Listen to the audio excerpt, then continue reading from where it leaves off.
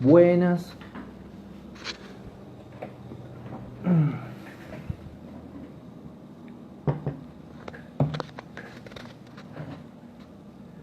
Buenas tardes. Vamos a arrancar hoy un vivo diferente. ¿Cómo andas, Dani? Vamos a trabajar hoy con el doctor y amigo Pablo Gallina.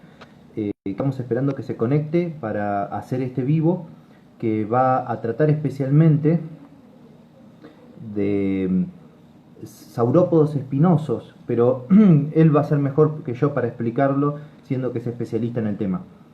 Así que acá está. Vamos a invitarlo. Y va a aparecer a la 1, a las 2, a las 3. Pablo, ¿cómo andás? Ah, no se escucha, Pablo. No tenés habilitado el micrófono, Pablo.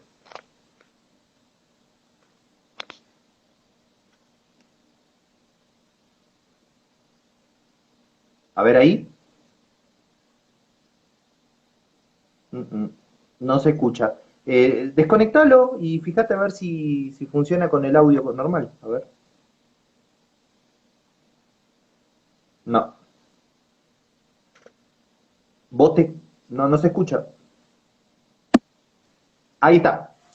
¿Ahí me escuchás? Ahí. Eran Ahora los sí. auriculares. Ah, Bueno, era eso. Bueno, auriculares entonces. Te quería escuchar mejor con auriculares, pero vamos sin auriculares, no hay vamos sin... problema. Se te escucha ¿Cómo andás? perfectamente, Pablo. Bien, ¿Bien? bien. Listo para hacer Bárbaro. algo bastante novedoso que hasta ahora no habíamos hecho en los vivos de la APA, que son dinosaurios espinosos, o sea, en este caso saurópodos. Pero bueno, Sí, vos los conocés mejor. sí, bueno, la idea es ver un poco, a ver qué, qué vas a representar de estos dinosaurios espinosos. Creo que ya tenías elegido o elegidos los, los representantes del grupo, así que ahora vamos a ir charlando un poquito de eso. Perfecto. Si me dejás antes de arrancar de ciertas palabritas, Por mientras vos favor, si querés vas preparando, te vas hagámoslo. preparando, ¿eh? Contale a la gente de qué se trata. Dale, bueno, buenas también para todos por ahí. Eh, Primero para arrancar quería agradecer tanto a Jorge primero bueno, por participar en estas charlas que está haciendo junto a la Asociación Paleontológica, un poco para mostrar nuestro trabajo como paleontólogos y acercarlo al público en general y el trabajo de él, que es magnífico y para nosotros muy importante. Particularmente para mí, que a Jorge lo conozco hace muchos años, bueno, ahora voy a contar un poquito más de eso, ayuda mucho su trabajo, tanto las publicaciones científicas que hacemos, como para la divulgación, y dar a conocer todos nuestros trabajos, nuestros hallazgos. Eso nos hace más fácil, digamos, esa tarea. Así que, en primer punto, agradecerte a vos, Jorge.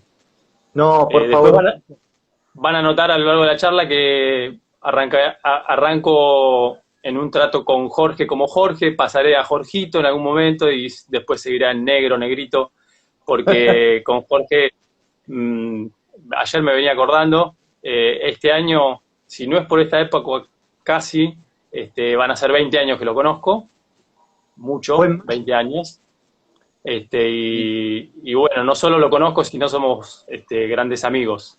Hemos compartido trabajo juntos, muchos viajes, campañas, bueno, festejos de cumpleaños, cosas familiares, así que bueno, ese es un trato de amistad que tenemos. En realidad, Además de, Pablo, en mayo se hicieron 22 años. En mayo se hicieron 22 años que me conocés, no. Bueno, por ahí ¿Sí? me conocía de vista, pero Claro. nosotros en el año 2000, yo entré a colaborar en el Museo de Buenos Aires y ahí te conocí. En el 2001 hicimos la primera campaña. Esa Claro. primera campaña con poca gente y pocos recursos, pero que fue todo un éxito. Bueno, Este, ahí se unió sí, Ana Castellano, justamente. también Eh, pero participó en tenemos, algunas de esas primeras campañas. tenemos un incidente anterior en el cual terminamos bajándonos en la autopista, camino de Luján a La Plata. Ah, sí, Bueno, en el año 99, tenés razón. claro. Así que Ese bueno, fue. sí, nos conocemos un poquito antes entonces. Sí, sí. Bueno, y en segundo lugar, antes de ya meternos, mientras vos ya estás arrancando seguro, sí, ahí Sí, estás, sí.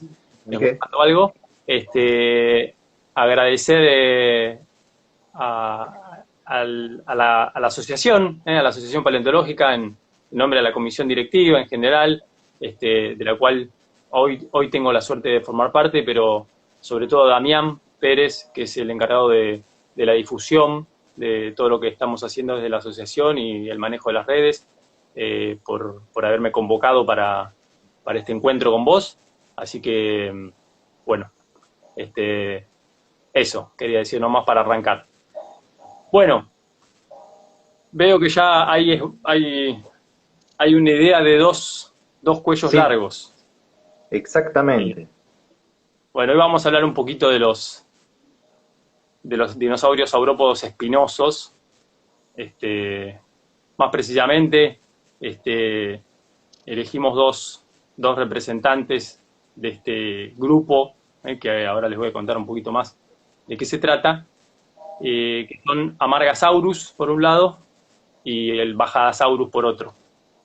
Amargasaurus porque, bueno, es uno de estos dinosaurios espinosos icónicos para nosotros, para nuestro país, para la paleontología de dinosaurios y en realidad para el mundo, porque fue cuando se encontró y cuando se publicó en el año 91, se publicó en la revista de la Asociación Paleontológica en Ameguiñana, lo publicó Leonardo Salgado y José Bonaparte. Este, fue todo fue toda una noticia a nivel mundial, porque ya van a ir viendo que el aspecto de este dinosaurio no era parecido a ninguno que se conociera. Si bien ya ellos advirtieron que se trataba del representante de una familia, que se conocían muy pocos representantes, que eran los dicriosáuridos, y como representante fundamental era un dinosaurio de África, Dicriosaurus, ya descrito hacía muchos años, pero en este Amargasaurus lo que notaron fue que tenían sobre el cuello unas espinas largas, dobles, muy raras, muchísimo más desarrolladas que Dicerosaurus. Entonces, bueno, eso fue toda una novedad. Entonces, bueno, decidimos hoy con Jorge homenajear al Amargasaurus, por ser el primero de estos espinosos bien raros, conocidos para nuestro país y obviamente publicado en Ameguiñana. Y el otro, que aparece también y que va a aparecer dentro de un rato en ese dibujo de Jorge, es Bajadasaurus, que es otro representante de los dicrosaurios y que, bueno, tuve la suerte de encontrar y participar junto con un equipo de gente, ¿no? En su extracción y estudio y publicación. Bastante mucho más nuevo que Amargasaurus, pues lo publicamos el año pasado. Ambos tienen esas espinas muy largas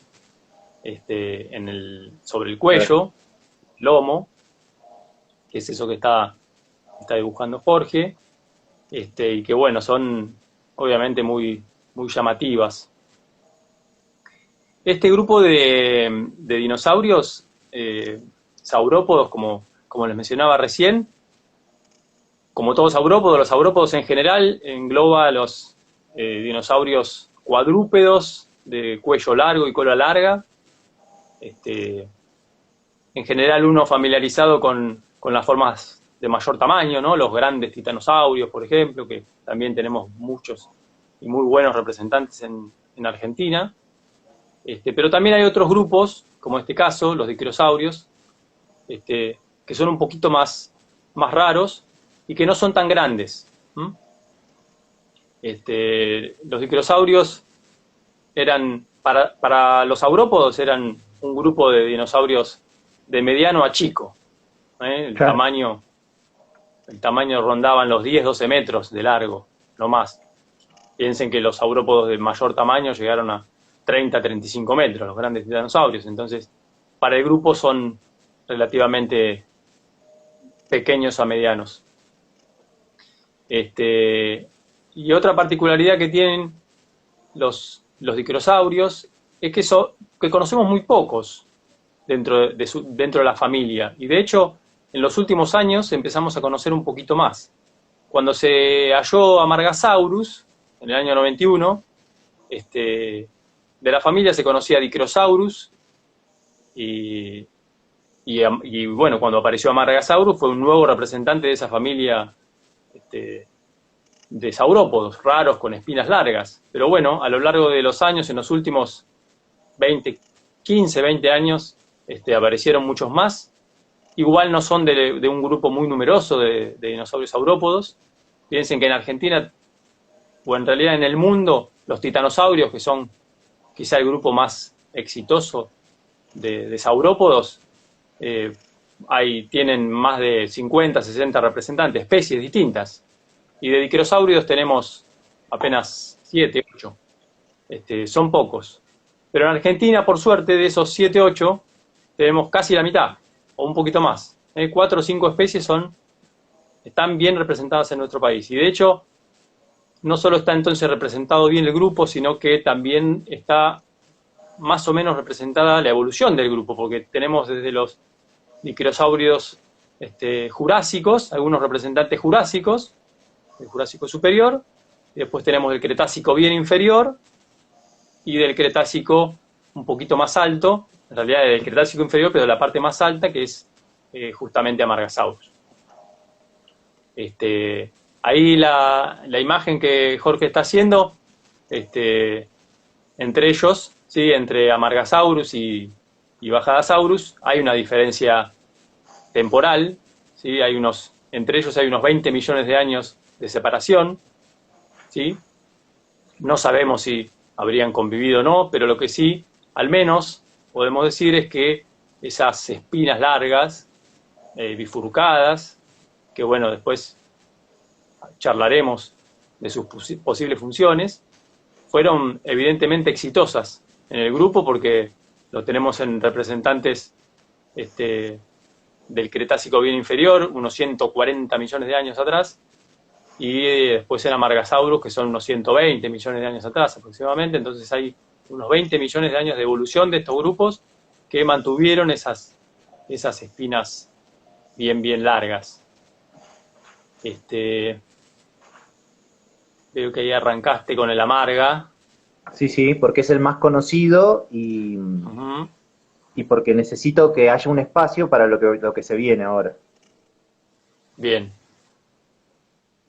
Bueno, hay un tema muy interesante con el Amarga, que es el tema de los espacios intermedios entre las espinas, que eso ha sido un tema de discusión últimamente porque a un dibujante en su momento se le ocurrió ponerle velas, como se podría ver en algunos dinosaurios terópodos o incluso en los Dimetrodon, en animales sinápsidos, y es algo que fue hecho sin ningún tipo de justificación, y todo el mundo empezó a ponerle velas al Amargasaurus debido a eso, porque alguien lo hizo en las primeras reconstrucciones. ¿Vos te acordás cuando empezaste a dibujarlo, Amargasaurus? Y Imagino que cuando se publicó, no sé, no creo que no lo conociste en esa época, quizá un poquito después. lo conocí un poquito después. Yo te cuento, había un programa de televisión que se llamaba El Mono que Piensa. El mono que piensa es un tipo disfrazado de mono, realmente como en el planeta de los simios, y una vez hizo un programa especial en el Museo Argentino de Ciencias Naturales. Y ahí veo armado el esqueleto de Amargasaurus. Digo, ¿qué es eso? O sea, y después pude ver otras imágenes de otras publicaciones, que fue esto antes de la Dinomanía del 93, entonces ya pude ver algunas imágenes de esto, y para ponerle que hice algunos dibujos de Amargasaurio en el año 90. Chao, mirá, ¿hace cuánto? Sí, casi 30 años. ¿Sí? Y siempre, y siempre pensaste, no digo los dibujaste de la misma forma, pero fue cambiando tu modo de verlos a lo largo de después del tiempo y de cuando empezaron a aparecer otros fósiles parecidos y demás, y después, bueno, las cosas que nosotros charlamos, ¿no? Después con el Bajadasaurus y demás. Sí, cambió mucho, porque en un momento, a mí siempre nunca me cerró la idea de lo de la vela. Entonces, ya en las primeras reuniones científicas, tuve la oportunidad de hablar con Leo Salgado.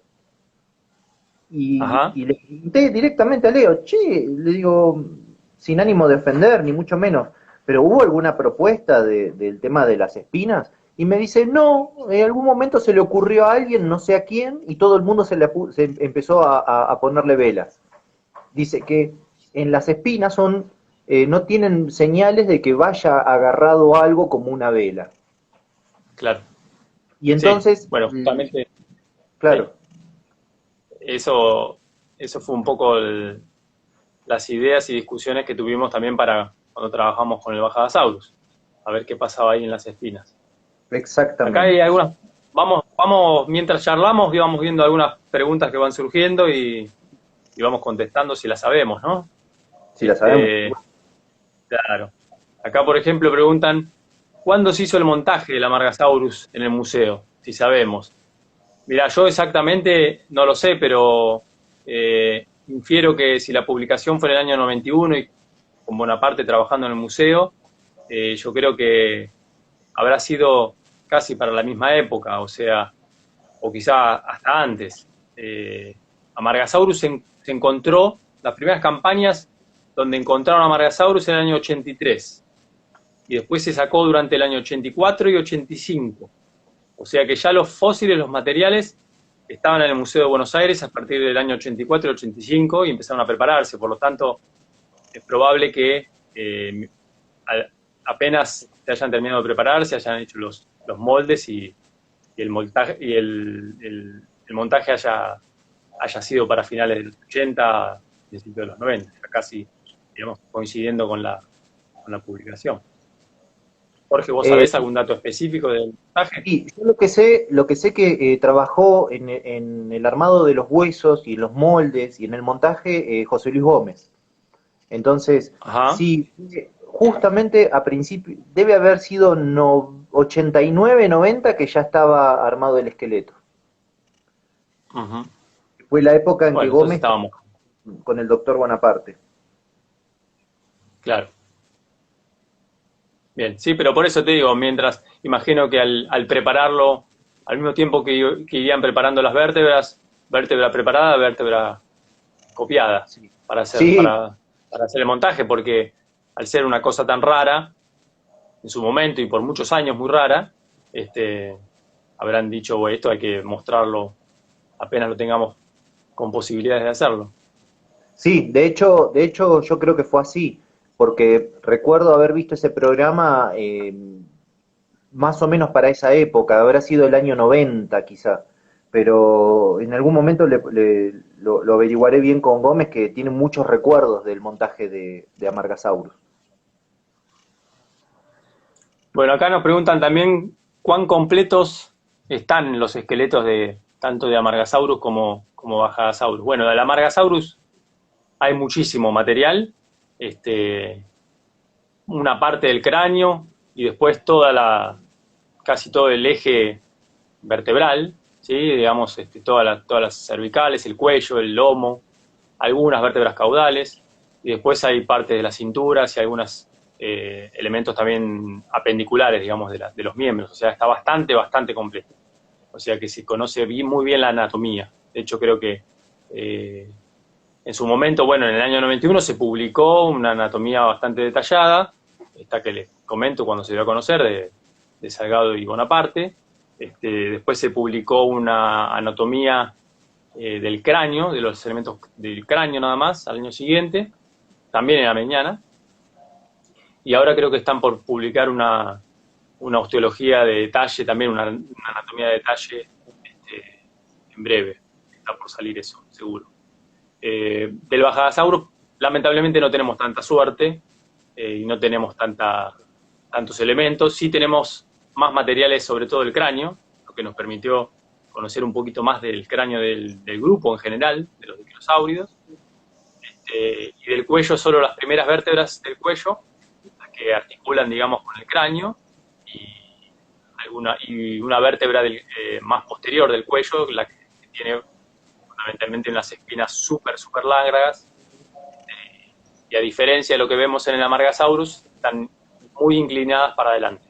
Eso también nos modificó el aspecto del dinosaurio. Exactamente. Hay algunos comentarios. A ver, sí, a mí se me pasan algunos. Che, yo, disculpen si se me pasa alguno, es la primera vez que uso el Instagram, no tengo Instagram y la verdad que no me tengo que ir acostumbrando. A ver. Sí, dicen que todavía están los moldes originales cuando se hizo el primer montaje, sí, seguramente. Están en el museo, en el Museo de Buenos Aires. Sí. De hecho, hasta hace no mucho lo seguían usando, ¿eh? Y sí, hasta lo que dieron, pobres moldes, tantas copias que se hicieron. Bueno, un dato a tener en cuenta, Amargasaurus se hizo fue tan extraño en el momento que se publicó y por muchos años, y de hecho sigue siendo y llama tanto la atención este tipo de dinosaurios, que se hicieron copias y están repartidas en muchísimos museos del mundo. Sí. Muchísimos museos de otra parte del mundo estuvieron siempre interesados en tener un esqueleto de Amargasaurus porque es realmente muy raro. Ahora, como ya sabemos, y como tenemos otros ejemplos que muestran características similares, quizá por lo menos a nosotros los que trabajamos en estos grupos, no nos resulta tan extraño, pero para el público en general siempre fue muy llamativo. Y para las exhibiciones son súper llamativos estos dinosaurios. Por ahí preguntaban si al final si tenían o no tenían vela. Bueno, esa fue una de las discusiones que pudimos también hacer un poquito en el trabajo que publicamos el año pasado con el Bajadasaurus, y un poco también compararlo con Amargasaurus y otros representantes de la familia. En realidad, básicamente las estructuras que vimos en las espinas, esas espinas se llaman espinas neurales de las vértebras, tanto las espinas de Amargasaurus como las de Bajadasaurus son bastante cilíndricas, no son planas, lo que nos descartaba también la idea de que hubiese una cantidad o un desarrollo de musculatura o tejido blando asociado a esas estructuras, porque en general aquellos animales o vertebrados que suelen tener, ¿no?, una suerte de joroba o espinas alargadas tanto en el lomo como en el cuello, suelen tener vértebras aplanadas, chatas, ¿sí? Entonces en esas superficies planas se apoyan y se insertan los paquetes de musculaturas a los dos lados, ¿no? En el caso de estos de Amargasaurus y de Bajadasaurus, eso no lo vemos. Son más bien cilindros, y de hecho en Amargasaurus, sobre todo, en Bajadasaurus, por la preservación que tiene, no se logra ver. En Amargasaurus hay en algunas espinas una suerte de marcas, unas estrías alargadas, como si fuesen unas costillitas, en la parte, sobre todo en la parte más cerca de las puntas, al menos más de la mitad de la parte de la punta. lo que sugeriría que quizá podrían estar cubiertas con alguna suerte de estuche, como si fuese un cuerno, como los cuernos actuales de los mamíferos, que tienen un corazón de hueso y externamente un estuche córneo, el compuesto es queratina. Bueno, entonces nosotros pensamos que lo más posible era, o lo más probable era que estas grandes espinas tendrían esas estructuras, no solo por esas marcas, sino que necesitarían algún tipo de refuerzo físico para evitar que se rompan. Piensen que son partes de las vértebras y una fractura de una parte de una vértebra sería muy perjudicial para la vida de estos animales. Entonces, lo que pensamos es que entonces tendrían una suerte de estuches o de fundas en las partes más distales, que se llaman, ¿no? En las partes más externas de esas espinas. Así Aclaremos que, bueno, una cosa. Jorge. Hay un estudio que habla de este tema, sin Uh-huh. embargo, no hay estudios que digan lo contrario, o sea, que estudios que digan que estos fueran estructuras similares a velas. Exactamente, O sea, eso quería agregar. Esta no fue una idea nuestra, nosotros la apoyamos, de hecho, aunque inclusive en el trabajo de Amargasaurus original, Salgado y Bonaparte dicen que podrían haber sido estructuras de defensa, o sea que de alguna forma le inferían una función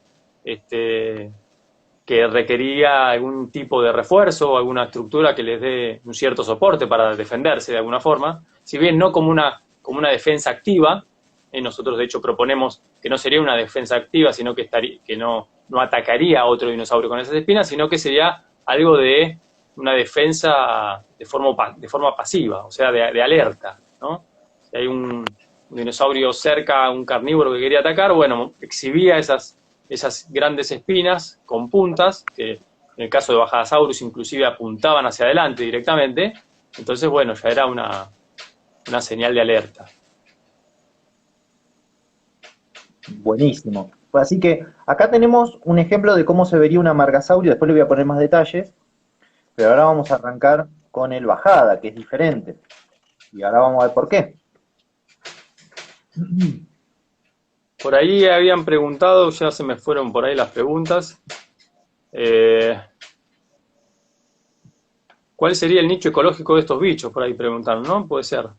Sí, Bueno, en estos realidad un animales poco... me parece. Sí, sí, Negrito. Estoy Hay alguien que tocando acá.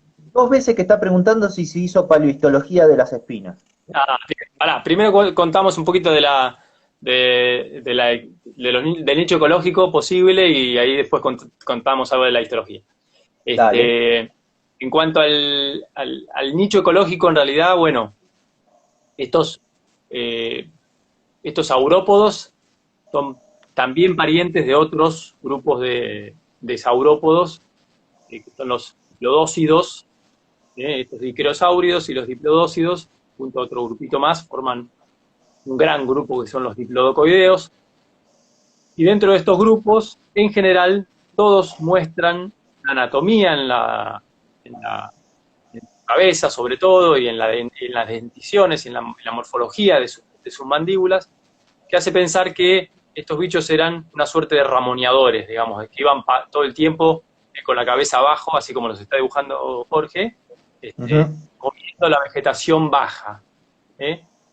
No quiere decir que no tenían o no tenían la posibilidad de elevar el cuello y alimentarse de algunos de plantas o vegetación de un poco más altura, sobre todo los otros grupos que no tenían estas enormes espinas que seguramente serían un problema para estos bichos levantar mucho el cuello. Aparte de que mecánicamente o estructuralmente esas espinas quizás se lo impedían, la realidad es que todos estos diplodocoideos muestran una anatomía más asociada a este tipo de vida, a este tipo de alimentación baja, como si fuesen unos bichos, unas vacas del Mesozoico, del Jurásico y del Cretácico. Ahora la histología, ahí me acordé. Bien. Bueno, el tema de los cortes, bueno, esa era una idea originalmente que también habíamos pensado para probar en Bajadasaurus, porque también por medio de la histología se puede un poco también advertir si hay una cierta superficie externa propicia para alguna estructura exterior. La realidad es que los materiales del Bajadasaurus no son, no son óptimos para hacer cortes, porque realmente la preservación es muy mala, el reemplazo que tienen, por lo que ya de entrada si uno quisiera hacer un corte ya sabe que lo que va a haber no va a haber nada. Y con Amargasaurus no sé si se hizo cortes, creo que estaba la idea de hacerlos, pero bueno, todos los materiales o las vértebras de este material son parte del holotipo del material, perdón, del material tipo de Amargasaurus, por lo que requeriría también cierta precaución a la hora de poder cortarlos o para sacar las muestras. Pero bueno, quizá el doctor Cerda, que es el encargado en general de los estudios paleontológicos, o los lidera al menos en Argentina de todos los grupos de vertebrados, ya haya tenido la forma o ya inclusive haya realizado los cortes, los tengan ahí a punto de publicar.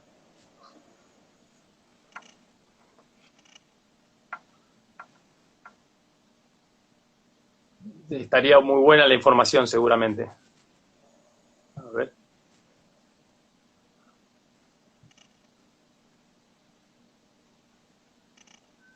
Por ahí preguntan también, esta para vos, Jorge.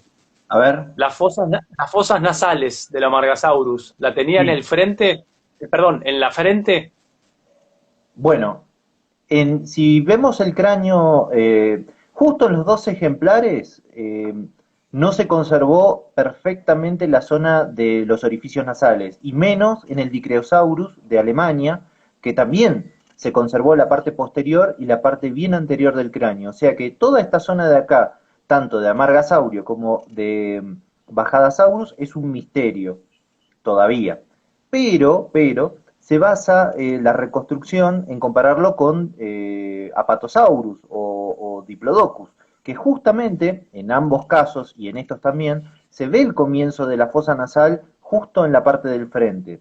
Hay unos estudios del doctor Whitmer que dicen que la fosa nasal está ubicada siempre en la parte más anterior del hueco de la nariz. Entonces, si el agujero de la nariz se encuentra más o menos por esta zona, yo siempre lo desplazo mucho más adelante, casi a la mitad de la cabeza.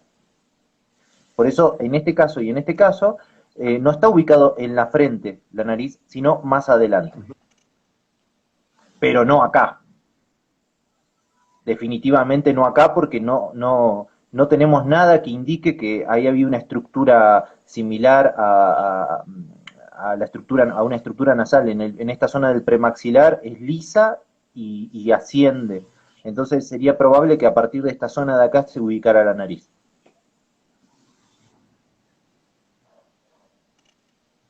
Bueno, como ven, Jorge no solo es dibujante, sino que es dibujante y científico. Es dibujante científico. Bien, bien tu...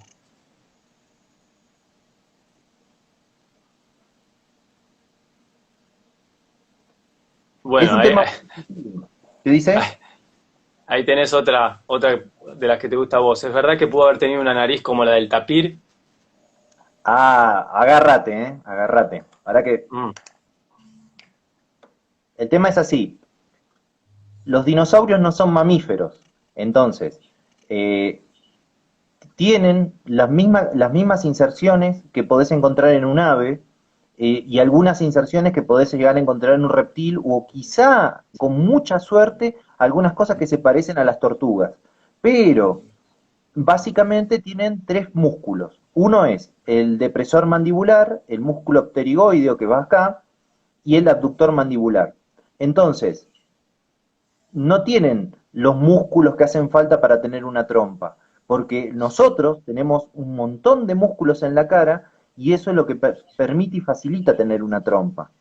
Entonces, para una trompa se necesitan por lo menos 4 pares de músculos más, que los dinosaurios no los tienen. Y no tienen tampoco las inserciones musculares para esos músculos. O sea, es muy, pero muy poco probable que los dinosaurios tuvieran trompa. Por eso te dejé responder a vos, Jorge. Porque Muchas aparte gracias. que te gustan esas reconstrucciones, Sí. has hecho muchas cosas de reconstrucciones de musculatura y demás, entonces Claro, de hecho, está hicimos un bueno que estudio nos con cuentes. Mariano Bon sobre la musculatura de la trompa de Macrauqueña. Entonces, Ujú, eh, exactamente. se ven cosas en los cráneos que te indican la presencia de una trompa. En el caso de los dinosaurios no tienen esto.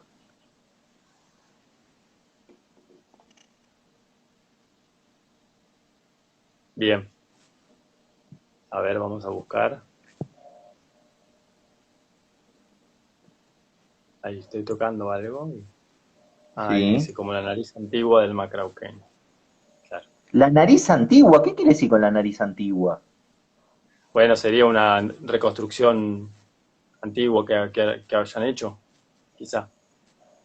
No, te explico. Hay alguien que se le ocurrió ahora volver al viejo tema de que Macrauqueña no tiene la trompa. No sé bien cómo Ajá. viene el año, pero me parece un estudio poco detallado.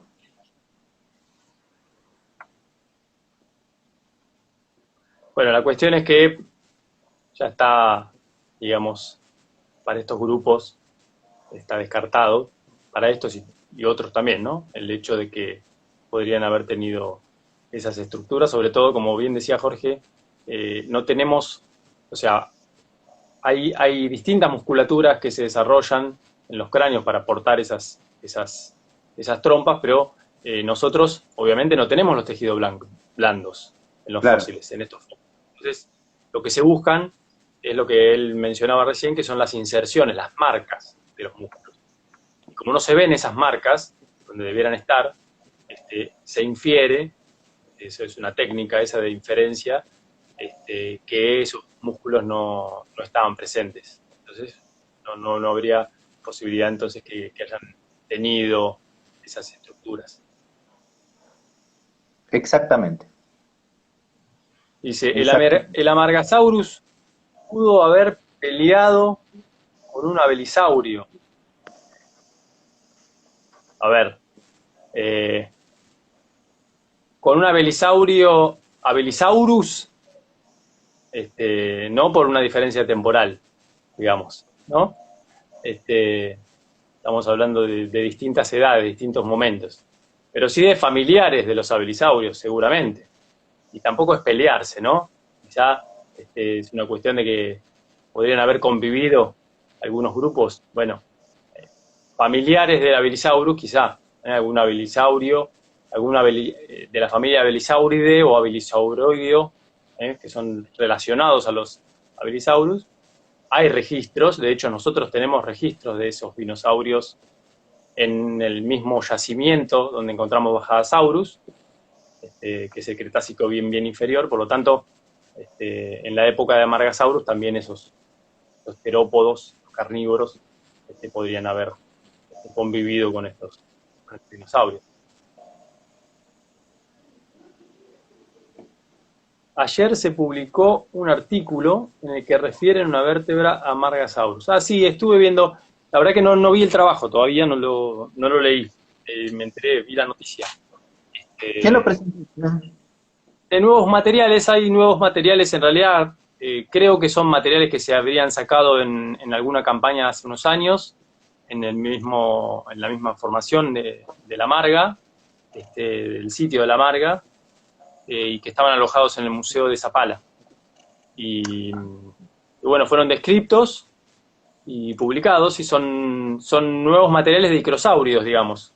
Si bien creo que no asignaron a una nueva especie, sino que son similares a Margasaurus, posiblemente podrían ser de Amargasaurus o este, del sitio, digamos, de Amargasaurus, de la localidad donde se encontró Amargasaurus.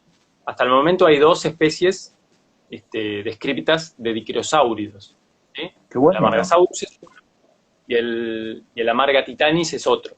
Originalmente descrito como un titanosaurio, y después, bueno, yo también trabajé con esos materiales y luego de estudiarlo y analizar las relaciones con otros saurópodos, se pudo ver que la Amarga titanis también era otro dicrosaurio.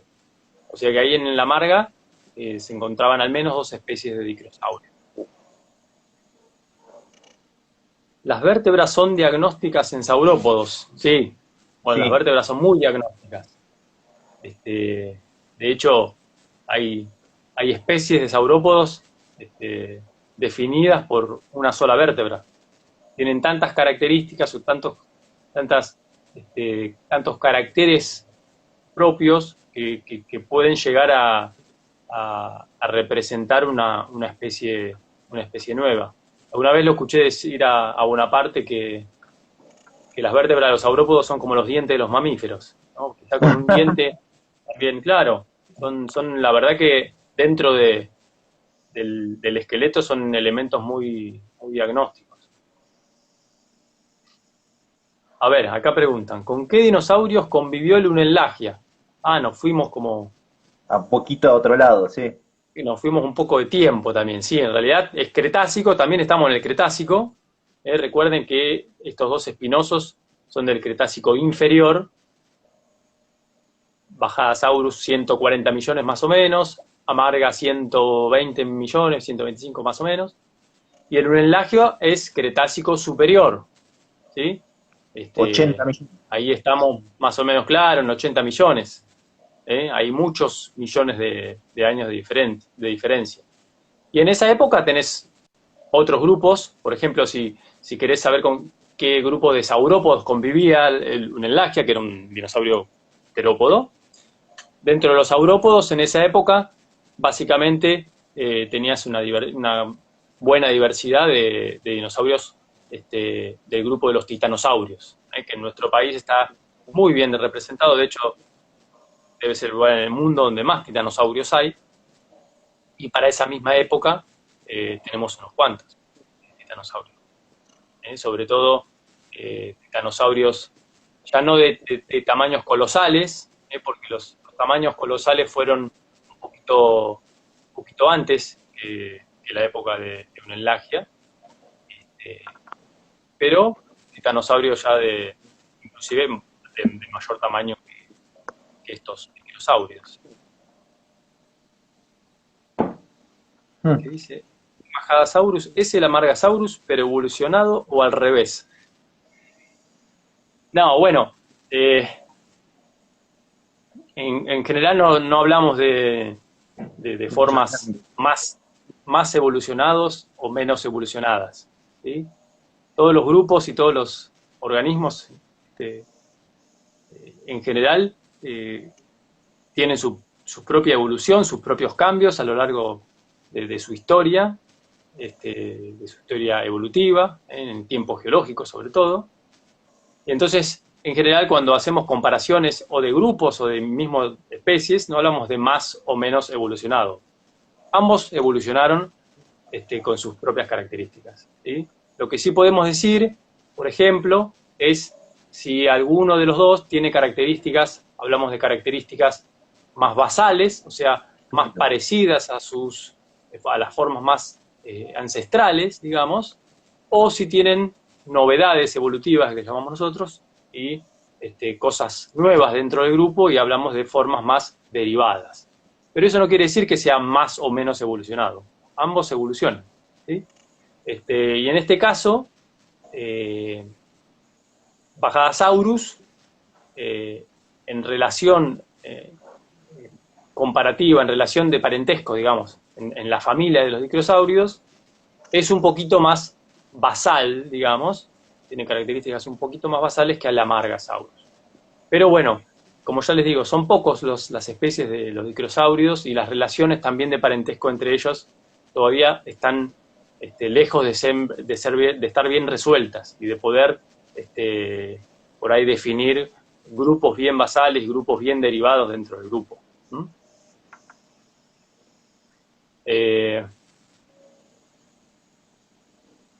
evolucionado o al revés? Ah, bueno, esa era la pregunta.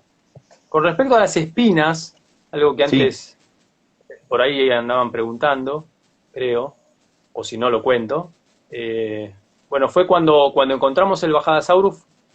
En realidad, cuando encontramos el Bajadasaurus, no sabíamos que teníamos un dicrosaurio. Realmente o sea, sabíamos que habíamos encontrado un dicrosaurio porque simplemente habíamos encontrado partes de unas vértebras y pedazos de espinas asociadas, largas. En el campo no estaba la espina bien definida, no se veía bien hacia dónde apuntaba, entonces cuando fue sacado se sacó en varios bloques y recién en el laboratorio, cuando se limpió y cuando se armó la parte por parte, ahí nos dimos cuenta que teníamos un dicrosaurio primero y después que tenía las espinas extremadamente largas, de hecho hasta más largas que Amargasaurus, y que encima apuntaban hacia adelante. Eso fue como raro. Así que, bueno, eso fue también toda una historia comparativamente con Amargasaurus, porque en Amargasaurus esa condición no se ve para nada. En ninguna de las vértebras se ve que las espinas están apuntando hacia adelante. Siempre apuntan hacia atrás, hacia arriba o hacia atrás.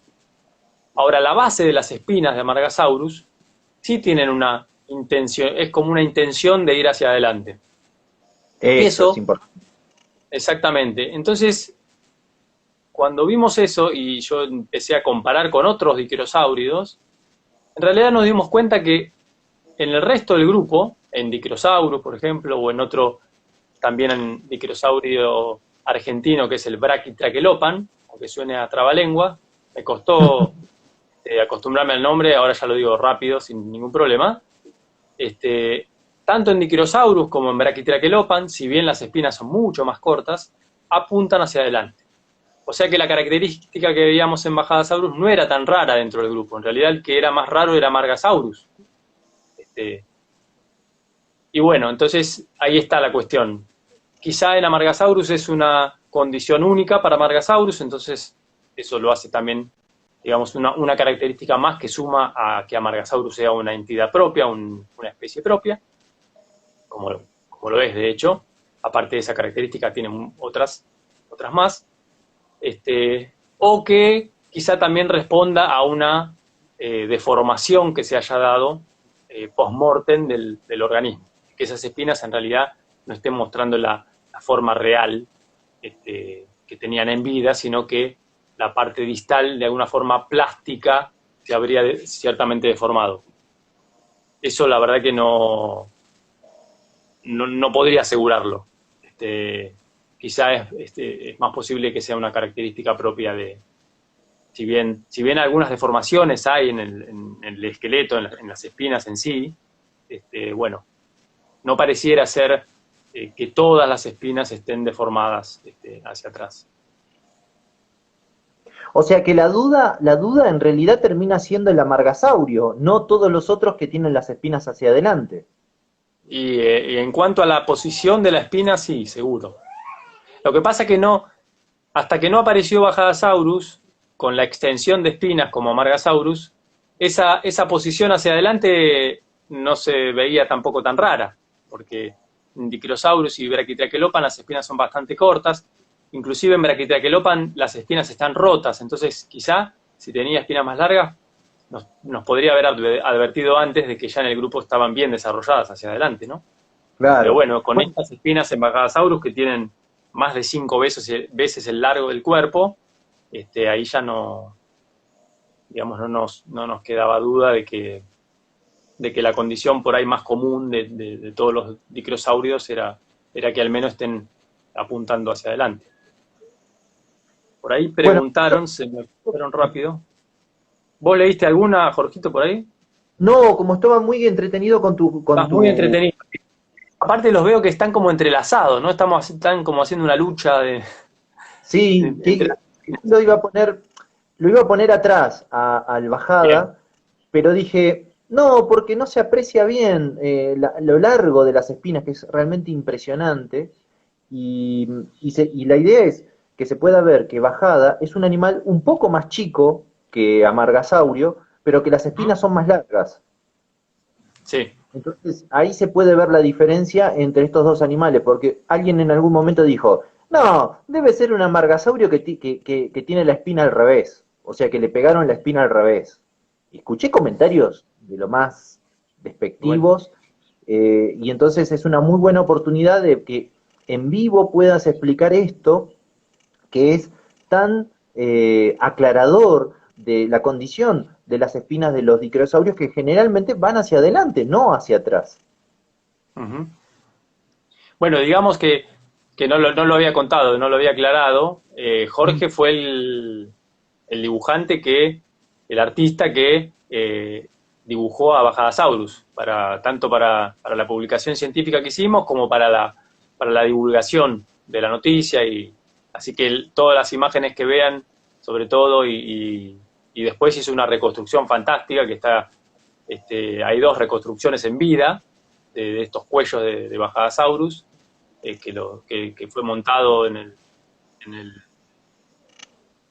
en la presentación, ¿sí? Uno en el Museo del Chocón, que está actualmente en exhibición, y el otro, que también, bueno, ahora con el tema de la pandemia no, pero la idea es que sea itinerante y que vaya viajando por todos lados para ir mostrándose por el resto del país. Eh, por ahí preguntan, ¿el Bajadasaurus pudo haber usado sus espinas para la lucha por la reproducción? ¿Cómo hacían para parearse con sus espinas? Bueno, el tema del uso de las espinas, como les decía, eh, nosotros pensamos que básicamente serían estructuras de defensa pasiva.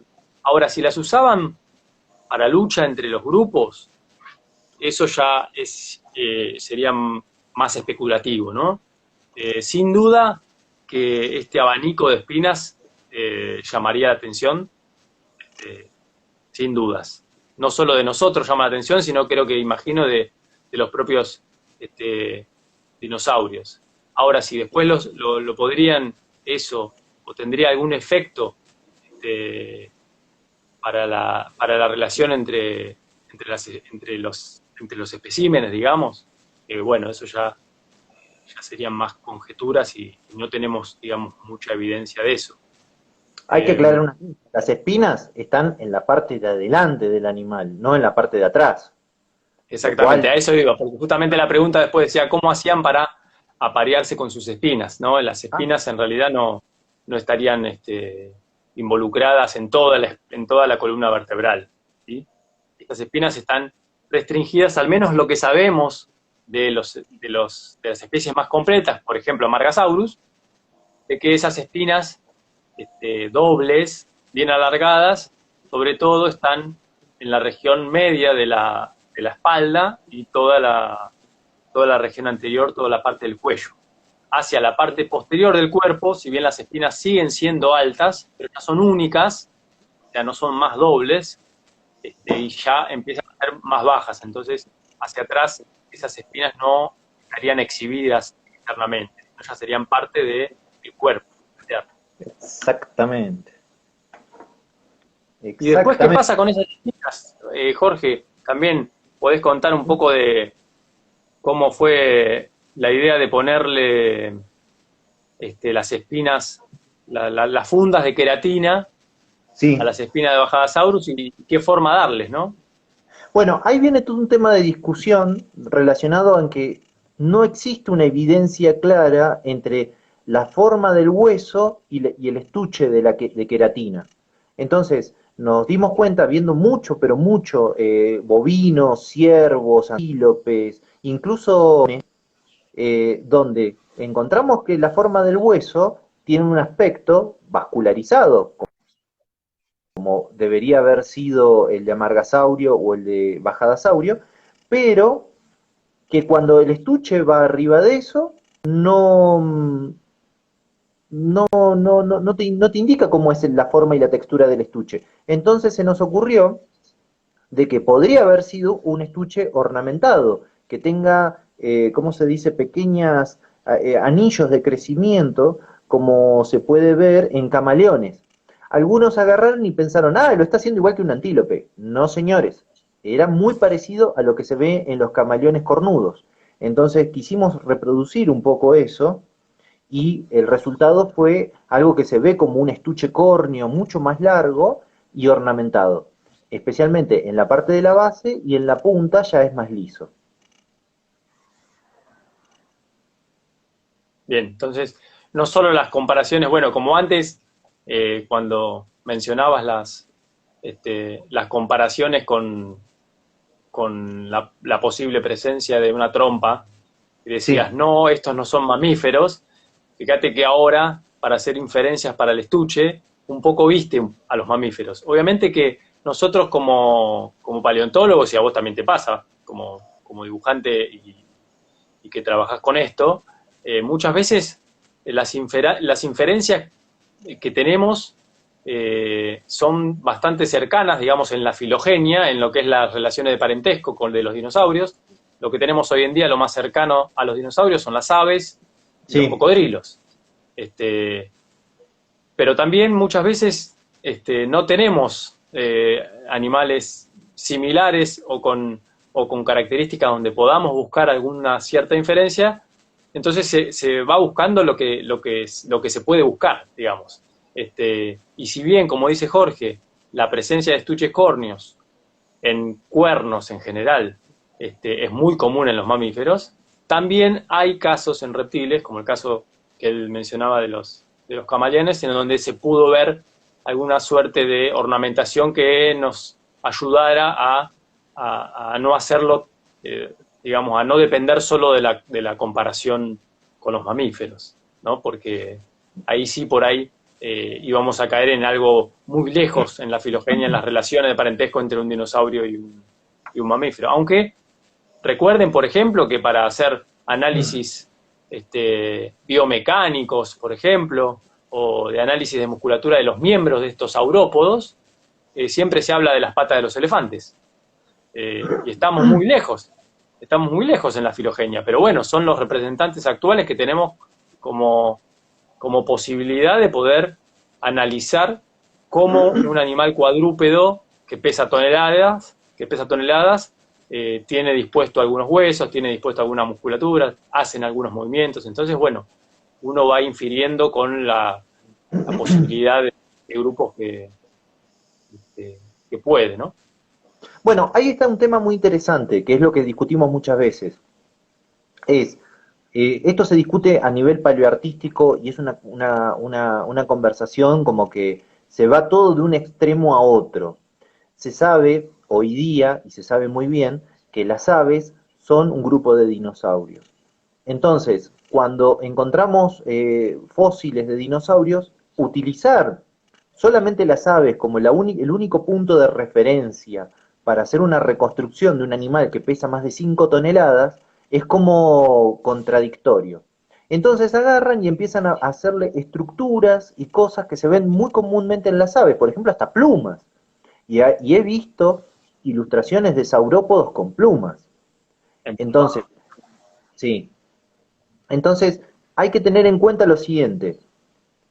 Las aves que hoy día existen pertenecen a un grupo ya de por sí pequeño de dinosaurios que eran los terópodos. O sea, los terópodos representaban en los ecosistemas entre el 2 y el 6% de los animales que había. Y de ese 2 o 6% sobrevivieron a la extinción las aves, ese grupo, que era un grupo pequeño dentro de esos dinosaurios. Entonces, lo que hoy día tenemos para comparar a los dinosaurios es realmente un sesgo anatómico muy pequeño. Y encontramos cosas como estas, que nunca las vamos a ver en un ave.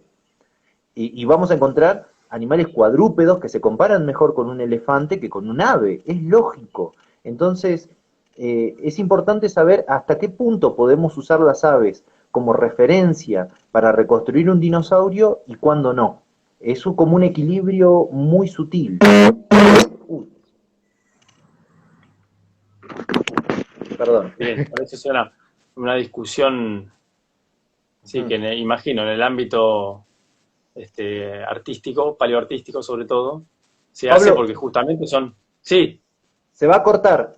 Corto ah, y volvemos en un minuto. ok, dale, dale, Quédense ahí, que ahora viene lo más divertido. darle color. Sí.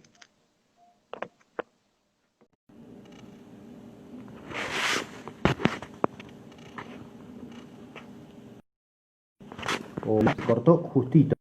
Hubo un problema técnico, ya lo solucionamos, así que ya estamos de vuelta. Eh, Gracias muchachos de Caminando por estar ahí. Ahí se puede ver un poco el detalle de lo que estamos pintando. Gracias, gracias totales. Estábamos justo en un tema así, viste, bien escabroso. Y se cortó, puede pasar, puede pasar. Estamos teniendo algunos problemitas de internet, pero ya ahora se está solucionando. Muchas gracias, muchas gracias. Ahí pueden ver un poco más el detalle. Le hice un pequeño fondo. Acá está Pablo, lo vamos a invitar.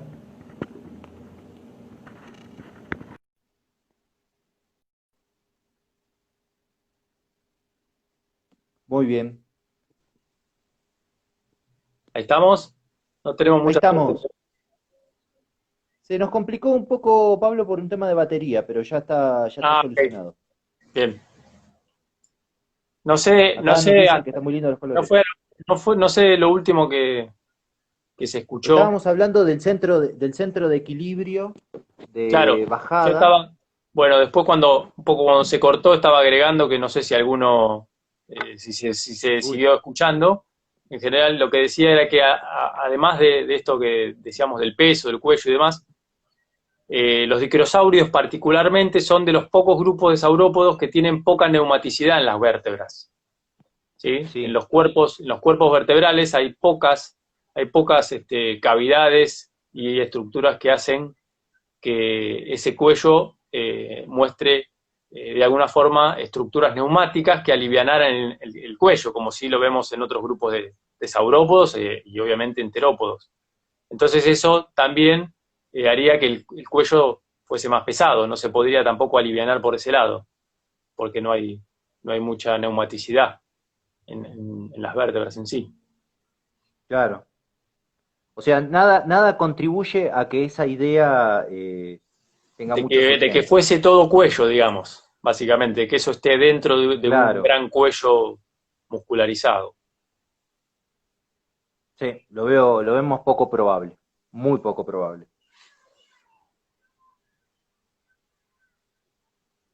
O sea, todo esto que estamos está fundamentado debido a todos los estudios que ha dicho Pablo. Incluso el trabajo sufrió una gran cantidad de revisiones antes de salir publicado y eso es justamente lo que hace que el trabajo esté bien pulido y bien justificado. Ah, mira, ahí está Magalí Ahí está. Cárdenas. Sí, está quedando muy bueno, che. Ahí le estoy dando unos detalles más. Bien. Tengo que cambiar de pincel. A ver si alguien tiene alguna consulta o... No, ahí están, algunos se están uniendo de nuevo porque con los cortes vamos y venimos, Sí, vamos y así que, venimos. pero vamos bien. Ujú. Ya, Esto es un trabajo así como eh, preliminar, digamos, porque es como un boceto a color bastante terminado, pero en realidad Pablo sabe que yo trabajo mucho digital, entonces con mucho detalle, yo seguro. trabajo, claro, con más detalles, exactamente. Necesitaríamos hacer un vivo entero para que hagas, por ejemplo, los ojos. Sí, es cierto. Me obsesiono mucho y trabajo ahí adentro del Bien. ojo y le hago sombritas. Sí, No, pero sí, para soy esto medio estamos, pollo. obsesivo. Con esto estamos, pero Sí, sí, feliz. de hecho, ya en un ratito ya los tengo avanzados. A ver si viene alguna pregunta o algo. Y Yo estoy ahí atento al... sí, ¿estás viendo? Sí, sí. Sí, Pero hubo muchas cosas raras con este algunas cosas. descubrimiento. Ujú.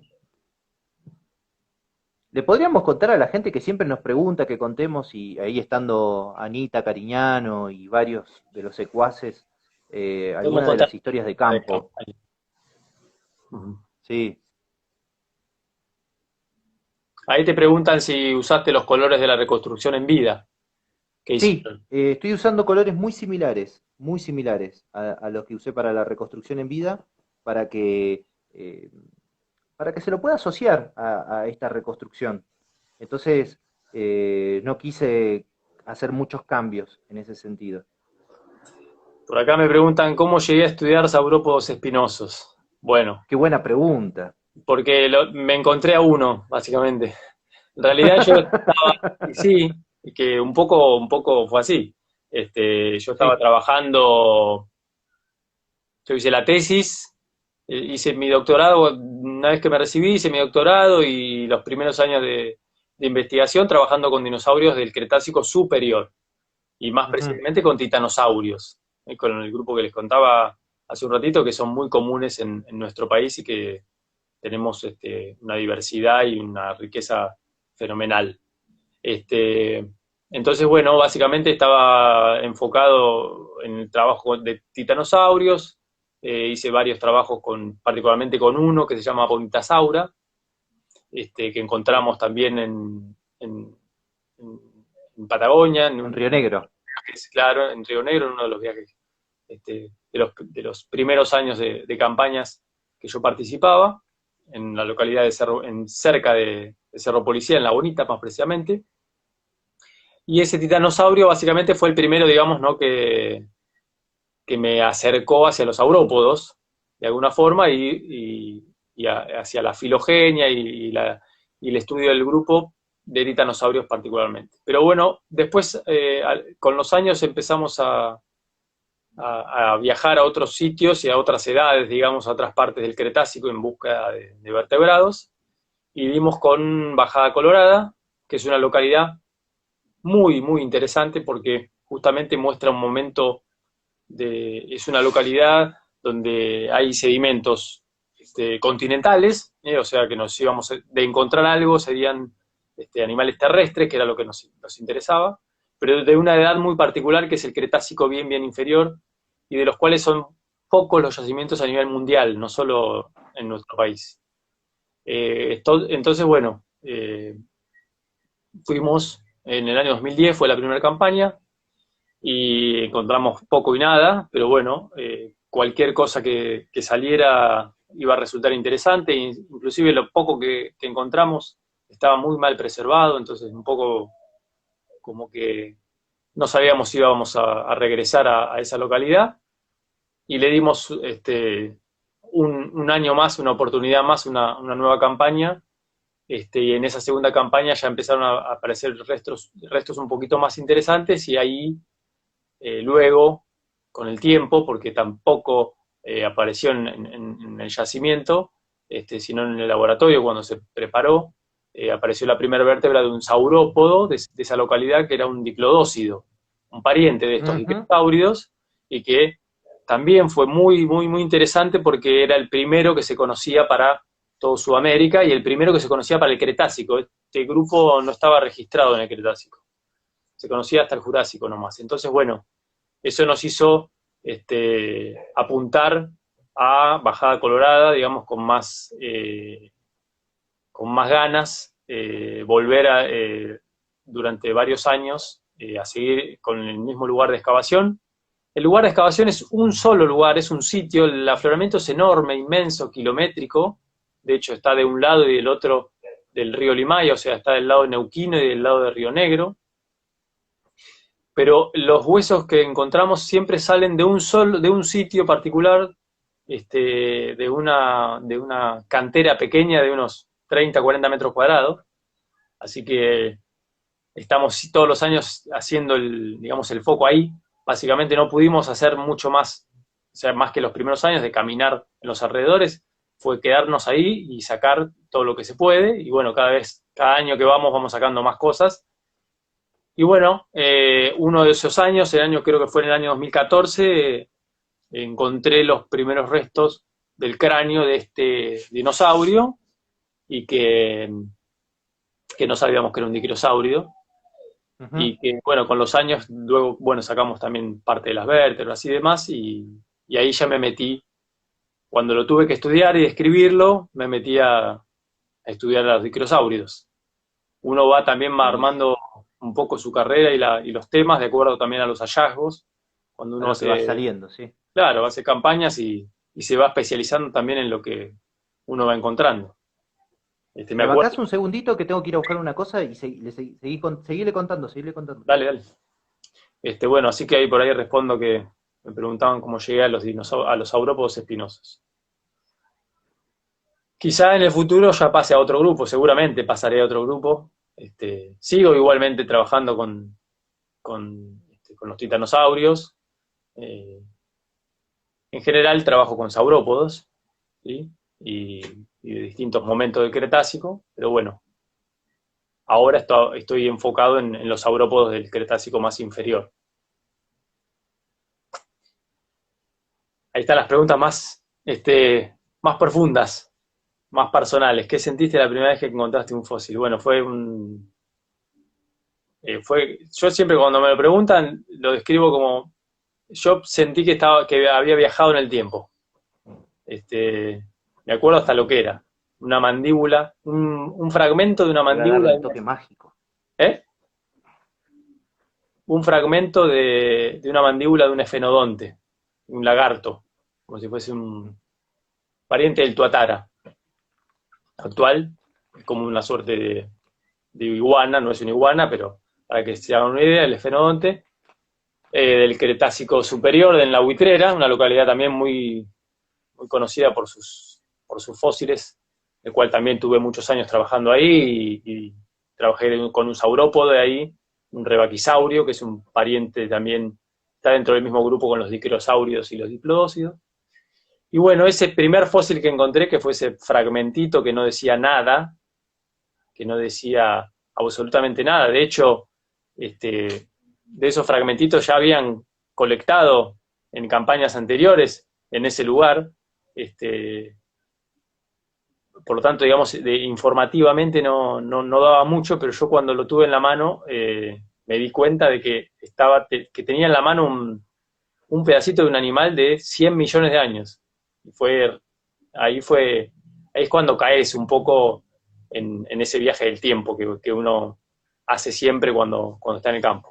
Cuando está caminando sobre realmente sedimento en el cual caminó un animal de hace 100 millones de años. Y es difícil de explicarlo, digamos, ¿no?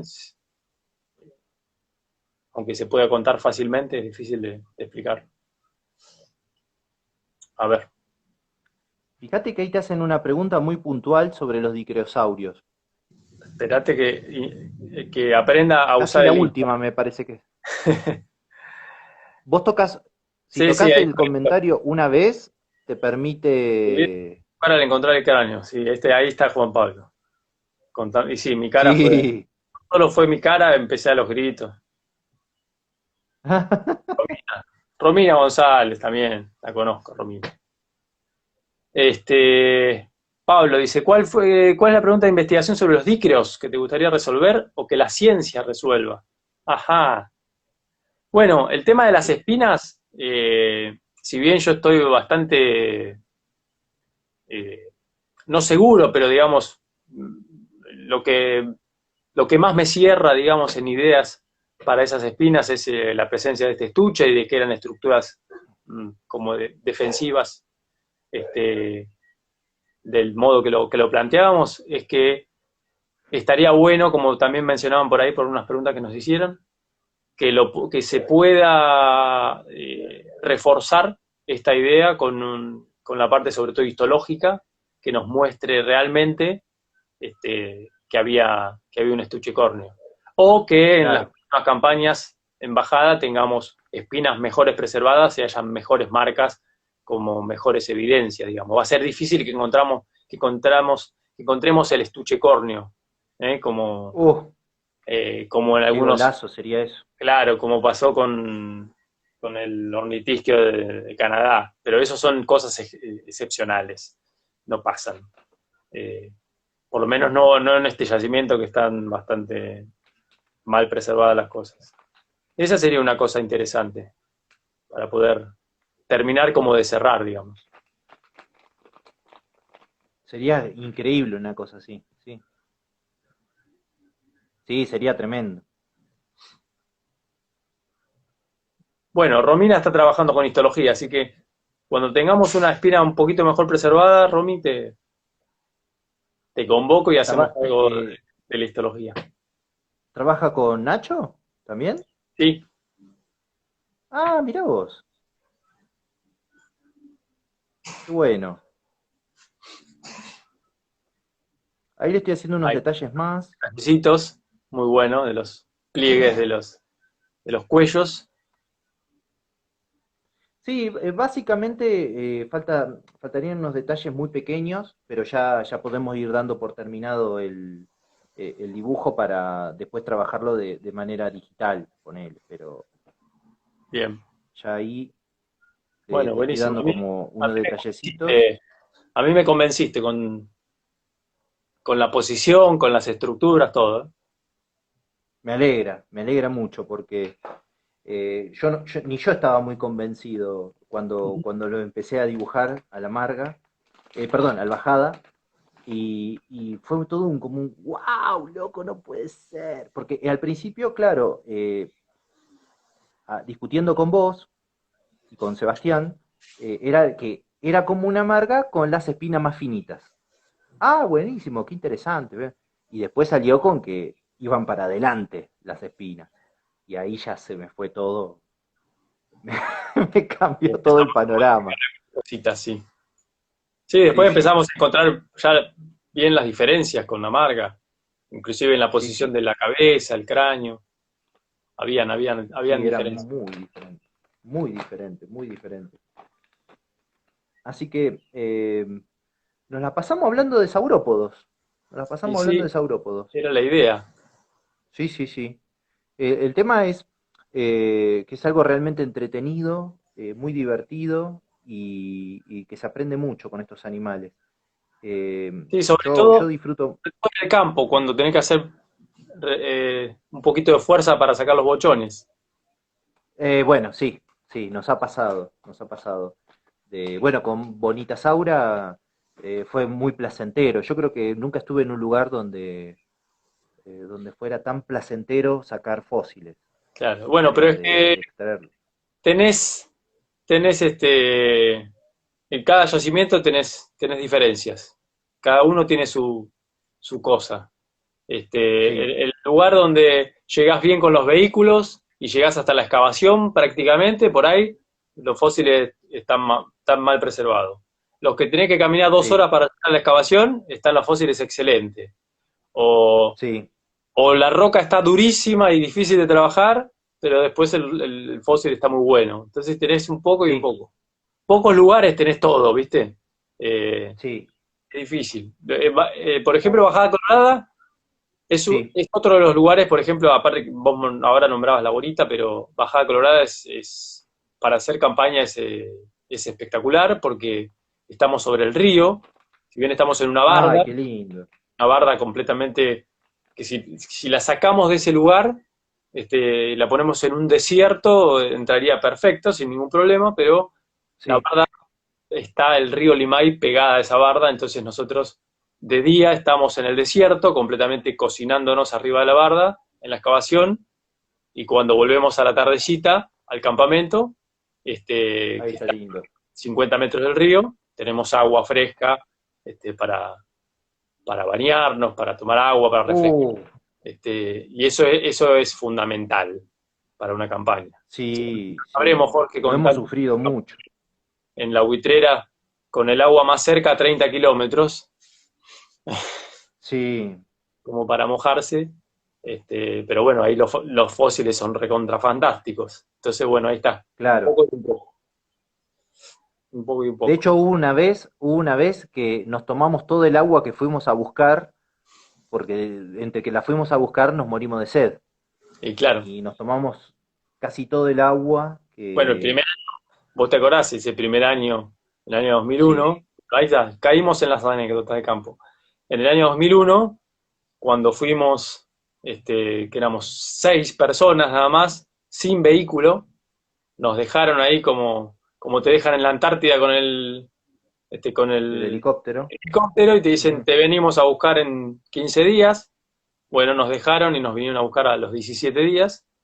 Así que de ahí, donde hacíamos campamento, el agua más cercana era un pozo abandonado de una casita que había Supuesto. en el campo del puesto. del cual tenía muy poco uso, y el agua, sí, el agua estaba bastante fea, pero bueno, le poníamos unas pastillas de algo para potabilizar, pero el tema era que lo teníamos a 3 kilómetros de subidas y bajadas, entonces nos íbamos con Jorge, éramos los 6 íbamos, ¿no? Pero éramos Sí, como los egipcios, íbamos con un palo y un bidón entre medio a cargar agua, y claro, a la vuelta, el bidón, en todo el camino, medio bidón nos tomábamos.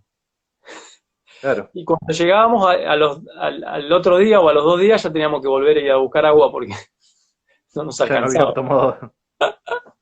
Ay, qué desastre. Esas campañas. Pero bueno, Sí, salieron muy buenas cosas de ahí. muy buenas cosas, muy buenas cosas. Así que hay de Que todo. hay de todo. Las campañas. Eh, ¿Hay algún comentario más? Porque no lo puedo ver yo. No, creo que ahí tenemos.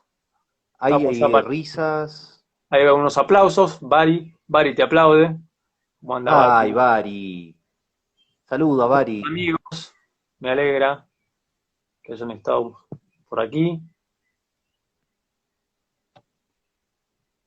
Mucha gente. Dice, Luciano, ¿qué encontraron? ¿Qué encontramos dónde? En la campaña, de todo. De todo, Y ahí de todo. encontraron La verdad que fue una campaña, lagartos, mamíferos, dinosaurios, sí, serpientes. serpientes, de todo. Un yacimiento fantástico el de la buitrera. Bueno, ahí está con el detalle de los ojitos. Eso quiere Ya decir está, que estás. ya está, Ahí está, es tu firma ya esa. estamos, ya Ojito de estamos. los Entonces acá le vamos a poner la firma. Muy bien. Bueno, Negrito, excelente. Ahí está. Uy, para que no entra. Ahí se puede ver. Está medio. A ver, dice, no sé si lo respondieron, pero ¿qué pasó con los dicrosáuridos que no hay especies más recientes? ¿Cambios en la vegetación? Bueno, no, en realidad, pensá que los dicrosáuridos fueron un grupo, si los vemos en un continuo o vemos todos los registros que hoy en día conocemos, no en la época que se conocía a Margasaurus, como les dije al principio, en los últimos años se encontraron unos cuantos dinosaurios y se amplió inclusive un poco el registro temporal del grupo. Entonces, hoy conocemos que, al menos con lo que sabemos, los dicrosáuridos estuvieron presentes desde el Jurásico inferior a medio hasta el Cretácico, casi los finales del Cretácico inferior. O sea que estamos hablando de unos cuantos 50, 60 millones de años. Un Que no es montón, una barbaridad de tiempo. Entonces, ¿por qué no hay más recientes? Bueno, los factores pueden haber sido muchísimos. El grupo es evidente que ha sido exitoso. Con el poco registro que tenemos, está bastante distribuido en ese lapso temporal. Y, y entonces, al mismo tiempo, también, por lo menos para el caso de los dicrosáuridos de nuestro país, hacia finales de los registros del Cretácico inferior, también vas a tener el principio, el mayor desarrollo del grupo de los titanosaurios. Entonces, quizá ahí también tenés un reemplazo faunístico propio de que este mismo grupo se venía extinguiendo y el reemplazo faunístico se dio por el surgimiento de otros grupos que ocupaban los nichos al menos similares. Pensá que otros grupos con los nichos similares a estos que hablábamos, que eran, ¿no?, los grupos que comían a baja altura, conocemos a los rebaquisaurios, por ejemplo, que convivieron con estos animales también, pero llegaron un poco más, inclusive hasta la parte baja del Cretácico superior. Entonces, bueno, ahí pueden haber distintas causas a este recambio faunístico, pero sin duda creo que que el grupo fue realmente exitoso en el Mesozoico, tanto en el Jurásico como en el Cretácico. Y en la época que se encontró Amargasaurus, a finales de los 80 y que se publicó en principios de los 90, solo se conocían dos especies, Dicraeosaurus de África y después Amargasaurus. Y como les contaba, hoy ya son casi 8 o 9 especies. Entonces, bueno, cada vez vamos conociendo más el grupo y seguramente a futuro tengamos más novedades porque hay más gente también trabajando en el grupo de los dicrosáuridos, y que bueno, seguramente van a aportar muchísimas novedades a la evolución de este grupo de saurópodos. Abel dice, tenían distintas dietas, Amargasaurus y Bajadasaurus, y bueno, en realidad, asociado también a esto de los nichos ecológicos, básicamente se alimentarían de plantas bajas, seguramente de formas herbáceas, y estaría más en relación a los tipos de plantas de la época. La vegetación del Cretácico inferior para estos dos grupos no varió demasiado, o sea, no tenemos grandes diferencias por ahí en la flora de la época de Bajadasaurus con la época de Amargasaurus, así que seguramente las dietas serían similares, no solo entonces por sus características propias, las características morfológicas de ellos, sino por, obviamente, la vegetación de la época. Muy bien. Bueno, ya Ahí está. lo tenemos. Ya estamos. Bueno, Jorgito, Bueno, gracias. ahora que hago un cambio de cámara, así lo pueden ver bien. Danos una última. Mirá, se hicieron las 8, 2 horas, ¿eh? ¿Viste cómo pasa el tiempo cuando uno se divierte? Muy bueno, che. Acá ya se pueden ver entrelazados. Ay, nos dan el pulgar arriba. Le hice unos Dale, a ver, detallecitos más. por ahí En el último preguntaban esto, momento. ¿están muy relacionados? Sí, están relacionados, son parte de la misma familia, de los dicrosáuridos, como conté, por ahí. Bueno, más adelante se sabrá un poco más sobre las relaciones propias de parentesco dentro de los dicrosáuridos, pero sí son parientes bastante cercanos, seguro. Bueno, ahí están, Bueno, ahí te ponen todos pulgarcitos, así que les gustó, che. qué bueno. Qué bueno. Bueno, Muy contento. Uy. Muy contento de haber podido hacer este vivo. Lo veníamos planificando hace un montón. Y la verdad que me gustó mucho. Y me parece que la próxima vez lo vamos a hacer con otra plataforma para que para que no se corte no tanto. se corte tanto, sí, porque es una picardía que no entró tu imagen. Pero bueno, Bueno, vamos a probar otras opciones a futuro. De hecho, estamos empezando a subir cosas al canal de YouTube de los vivos que se van haciendo, así que no sería raro que empecemos a hacer los vivos desde YouTube desde YouTube. directamente. Bien. Y se ve mejor, no se corta Sí, y va seguramente directo con la computadora. las partes que se cortan se editarán ahí un poquito y ya quedará el vivo completo.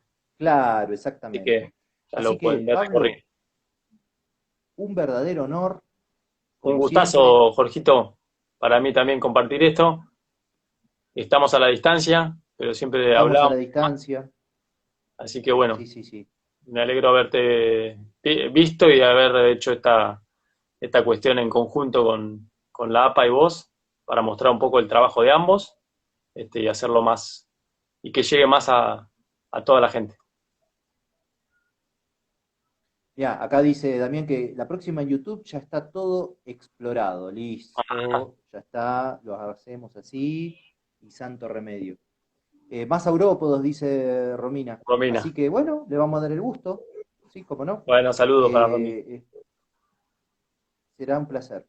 Bueno, Pablito, un honor y como siempre para lo que necesites. nos Tanto vemos. vos como la APA. Gracias. Gracias, che. Saludos para todos. Y Serán a todos los que dados. Y participaron, gracias por gracias. estar ahí, ¿eh? Chau, chau.